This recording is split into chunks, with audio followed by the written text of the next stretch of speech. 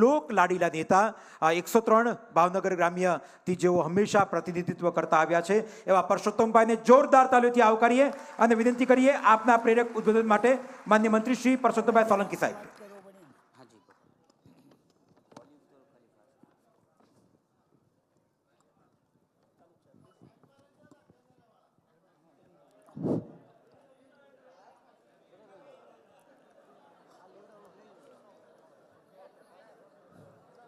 ભાવનગરના મારા દીકરા દિવેશના આ જન્મદિવસના અહીંયા ઉપસ્થિત મારા મંત્રી અને આગેવાન તેમ ભરતભાઈ મકવાણા, મેયર શ્રી ભરતભાઈ, જિલ્લાના પ્રમુખ ભરતભાઈ, જિલ્લાના કોળી સેનાના પ્રમુખ ભાઈ શ્રી આનંદભાઈ, નિવેશના સૌ આગેવાનો, મંચસ્થ તમામ આગેવાનો, મંચસ્થ તમામે તમામ આગેવાનો, મારા પ્રેમના લાગણીના પધારેલ તમામે તમામ આગેવાનો, બધા વિચાર કરતા હોય કે પરસોત્તમભાઈના આ પ્રસંગમાં આપણે બધા જવાનું છે. હમણાં પારસભાઈ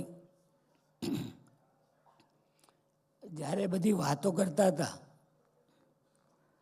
અને બધાએ આને બિરદાવ્યું એટલે પારસભાઈને હું ખૂબ અભિનંદન આપું છું.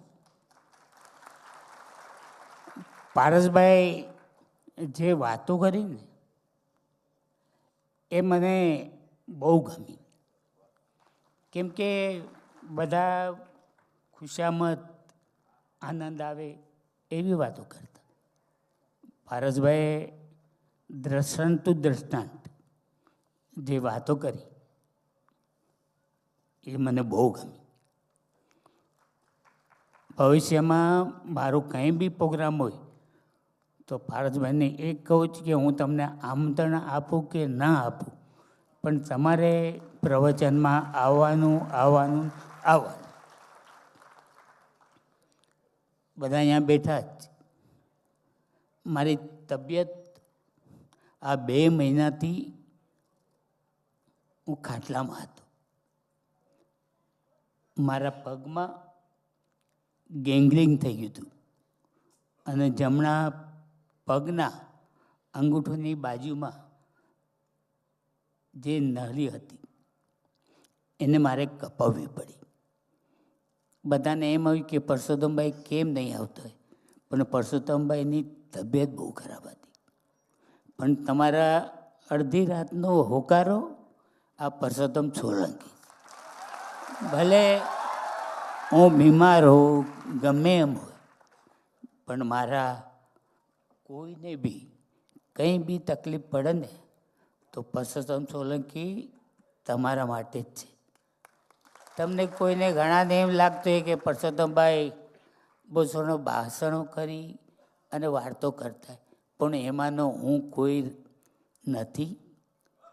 મને કોઈ, તમને બધાને ખબર છે, મને કોઈ રાજકારણ આવડતું નથી અને કરતો બી નથી, કે મને કુદરતે આપ્યું છે.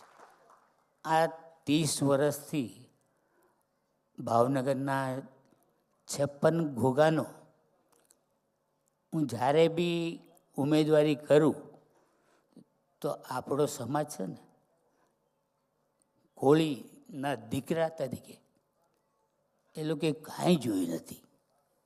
કોઈ રાજકારણ ન જોઈ શકે કે પરસોત્તમભાઈ લડત ને આપણે એ ન જોવાય. પરસોત્તમભાઈ અડધી રાતનો આપણો હોકારો છે, પણ મને એક કહો કે આપણા સમાજને મેં ક્યાંય દુઃખી નથી થવા દીધા, અને કોઈ આવીએ ને તો એને કરવાય નહીં દો. તમે એ બધી ચિંતા છોડી દેજો. ઘણા નેતાઓ આવીને ગયા, ઘણા ભાષણો કરતા, પણ એ મને નથી ગમતું. આપણે જે છે એ છે, અને રહેવાના એ રહેવાના. અને અમને મચ્છી, મટન અને ફિશ આ ખાવા જોઈએ ને જોઈએ ને જોઈએ. આમાં કોઈને જી કેવું કીધા કરે, પણ પરસોત્તમ સોલંકીમાં કોઈ ચેન્જ નહીં આવે. જે છું એ છું. હું અહીંથી ને ભાવનગરથી ઘણી વાર નીકળું ને તો રસ્તામાં ક્યાંક હું ઊભો રહું ને અને મન થાય કે ચા પાણી પીવું, તો હોટલમાં ઊભું હોય ને તો ત્યાં 15-20 આપણા કોળી સમાજના આગેવાનું જોવા આવે કે ભાઈને કેમ છે. હવે આ મેં હું કરીશ મને ભગવાન જાણે, પણ એક આ લાગણી છે, અને આ લાગણીના હિસાબે હું તમને કોઈ દી છોડીને નહીં જાઉં. હું જે છું એ છું. જેને જે વિચાર્યું કરે.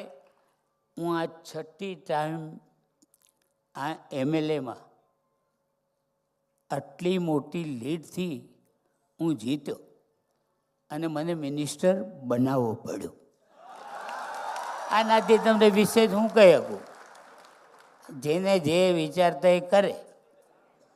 હવે આપણા આગેવાન હતા, મેઘજીભાઈ આગેવાન હતા, પણ હું કોઈને ભૂલ્યો નથી. મેં જે કામ કર્યા ને એ મારો ઉપરવાળો જાણે છે, અને મારા સમાજ માટે મેં કર્યું. હું કોઈને તકલીફ આવું એવું કામ મેં નથી કર્યું. આજે મારા દીકરાનો આટલો મોટો પ્રસંગ હતો, અને હું આજે મારા પગમાં પાટોસ, મારાથી હલાતું બી નથી. તો એ મારા દીકરાનો જન્મદિવસ હતો, એટલે બેડરૂમમાં ગાડી લીધી અને એ લઈ અને હું અહીંયા ભાવનગર આવ્યો. મને બહુ દિવસ પર ખૂબ પ્રેમ છે, એની પર મને આનંદ છે. અને હમણાં એ ભાષણ કરતો હતો ને ત્યારે હું વિચારતો થઈ ગયો કે દિવેશ, આટલું બધું તું તૈયાર થઈ ગયો. તાજું લાગ્યું. બાપ છું ને, ગમે એમ તો બાપ છે, એટલે વિચાર થાય, સમજુ જ. પણ દિવેશને એક કહું કે મારો દીકરો છે, એ સમજે જ બાપે હું કર્યું જ, અને મારે હું કરું. અને આ સમાજનો એક ઋણી છું હું, કેમ કે તમે લોકો જે મને પ્રેમ આપ્યો જ ને એવો જ મારા દિવેશને આપજો. જેને કાંઈ બી કેવો કીધા કરે. અને રાજકારણમાં તો અમે ચડાવ ઉતાર આવ્યા કરે, પણ એમાંનો હું નથી. હું રાજકારણી માણસે નથી, અને મને રાજકારણ આવડતું બી નથી. નહીંતર આ પરસોત્તમ સોલંકી આ 6ઠ્ઠી વાર ધારાસભ્યની ચૂંટણી લડ્યો, અને આજે મને કેન્દ્રીય મંત્રી દિલ્હીમાં હોવું જોઈએ. પણ એ બધું મને નથી ફાવતું. કોઈક લોલા પાપા કરવા, કોઈને ભલામણું કરવી, એ બધું મારો વિષય નથી, અને મને ફાવતું બી નથી. કોઈક મને લાઈનમાં ઊભું રહેવાનું કહે ને તોય હું ના પાડી દઉં કે ભાઈ એ મારું કામ નહીં, એ તમે તમારું કામ કર્યા કરો. કેમ કે મને નથી ફાવતું આ બધું. અને મને જે કરવાનું જ એ મારા સમાજ હાટું હું કરું જ. અને બધા સમાજવાળા મારી હારે, પછી મારે શું ટેન્શન? કાંઈ નથી ટેન્શન લેતો. આટલો બીમાર હતો તો હું આવ્યો ને. હું કામ આવ્યો? સમાજ હાટું. મારા દિવસનો જન્મદિવસ, એટલે હું બધું વિચારીને કરતો રહું છું. પણ આ બધું કરવું નહીં કરવું, આ બધું તકદીરની વસ્તુ છે. નહીં તો ક્યાં બોમ્બે, ક્યાંથી ને હું ભાવનગર આવ્યો, અને ક્યાં ભાવનગરમાં સંસદની ચૂંટણી લડ્યું અપક્ષમાં. એમાં એવું બધાથી માથા તોડાવીને થાકી ગયા બધા. તો હું નહોતો ઝૂક્યો.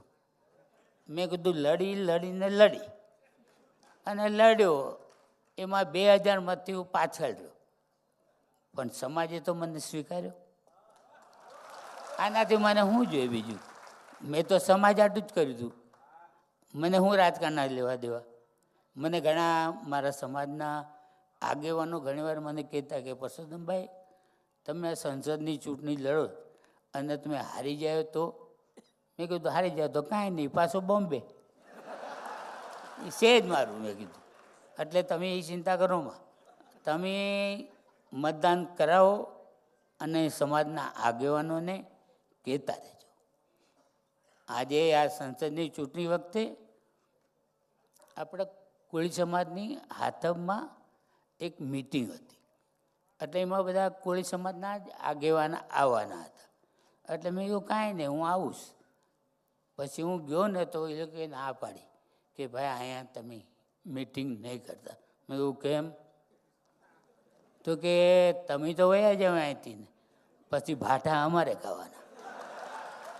ત્યારે મેં એ લોકોને કીધું, મેં કીધું ભાઠા ખાવા પરસોત્તમ સોલંકી તૈયાર, પણ તમે મિટિંગ તો કરો જ. પછી લોકો કે ભાઈ કામ કરીએ તો? મેં કહ્યું કાંઈ નહીં, તમે બોલો શું કરવું? તો કે તમે આપણા ખેતરોમાં આપણે જાય અને આ બધાને બોલાવીને મિટિંગ કરીએ તો? મેં કીધું વાંધો નહીં, એ કરો. પછી અમે લોકોએ ખેતરમાં જઈ અને મિટિંગ કરી, પણ આપણો સમાજ ઝૂક્યો નહીં. હવે આનાથી મારે શું વિષય જોઈએ? અને એ તો પહેલું ચૂંટણી હતી, પછી તો 6ઠી ટર્મ ચૂંટ્યો, તોય મારે કોઈ હરામ કરવા આવ્યું નથી. એ લોકોને ખબર છે આ પરસોત્તમ સોલંકી કોઈનું માનવાનું નથી, અને અમારે ભાટા ખાવા જવું. એટલે બધા જી કરતા હતા ને ભૂલી ગયા. અને મારા તો બધા મિત્ર હતા. જી બોમ્બે આવતા તો હું બધાને હોટલમાં રેકાવાનું, એ લોકોને જે ખાવું પીવું મજા કરવાની એ બધું હું કરી દીધું. પણ જ્યારે હું ભાવનગરમાં આવ્યો પછી મને ખબર પડી કે આપણા કોળી સમાજ પર કેટલા ટેન્શનો હતા. એમાંથી ના આપણો સમાજ એક તો સુધર્યો કે હવે કોઈ એમને હેરાન તો નથી કરતું. આનાથી મારા બીજું હું વિષય છે, અને મને કાંઈ ફાવતું નથી. પણ હું જે જીવું જ ને એ તો સમાજ હાટું. હું આજે માર્યો નહીં, બચી ગયો, મારો દીકરો બે હવે મોટો થઈ ગયો, એટલે મારે જે કરવાનું હતું કરી લીધું. હવે જે સમાજ છે મારો એ તમારા આધારે હું બેઠો જ. એટલે તમારે જે કરો એ કરજો, પણ મેં કોઈના હરામના ખાધા નથી, અને કોઈ મારા ગરીબ દીકરીઓને કે ભાઈઓને મેં કોઈને દુઃખી કરવા દીધા નથી. અને આ કરું જ એ ભગવાનને એક જ પ્રાર્થના કરું કે મારા જે થાય ને તો મારા સમાજને હંમેશા શાંતિથી જીવવા દેજો. હું નથી એવો, મને ભલે ગમે એવા બધા કહેતા હોય, પણ એ માણસ નથી. મેં મારા સમાજને જીવવા દીધો અને હું જીવવા દઈ જ્યાં સુધી જીવી ત્યાં સુધી. એટલે આ બધા જે કહેતા હોય મને નથી ફાવતું, મને રડાઈ જાય. તમને બધાને એમ લાગે, પણ મને આ મારું હૃદય છે ને એ સમાજ હાટું છે. એટલે આ બધું જે કરું ને મારા સમાજ હાટું. મારો કોળી દીકરો, મારો ભાઈ હંમેશા આગળ વધે એ ભગવાન અને માતાજીનું પ્રાર્થના કરું. આટલું કંઈ વિનવું જ. અસ્તુ. ભારત માતા કી જય. જય કોળી સમાજ.